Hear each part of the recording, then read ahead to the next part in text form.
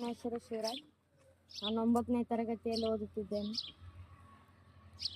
ಶ್ರೀ ಶಾರದೆ ವರಪಾನಿಯೇ, ಶ್ರೀ ಶಾರದೆ ವರಪಾನಿಯೇ, ವಿದ್ಯಾದೇವತೆಯೇ ನೀ ತಾಯಿಯೇ, ವಿದ್ಯಾದೇವತೆಯೇ ನೀ ತಾಯಿಯೇ. ಬ್ರಹ್ಮನ ರಾಣಿ ಎಂದು ಬ್ರಹ್ಮಾಂಡ ಸಾರುತ್ತಿದೆ, ಬ್ರಹ್ಮನ ರಾಣಿ ಎಂದು ಬ್ರಹ್ಮಾಂಡ ಸಾರುತ್ತಿದೆ. ಭಕ್ತಿ ಭಂಡಾರ ನಿನ್ನಲ್ಲಿದೆ, ಭವ್ಯ ಭಂಡಾರ ನಿನ್ನಲ್ಲಿದೆ.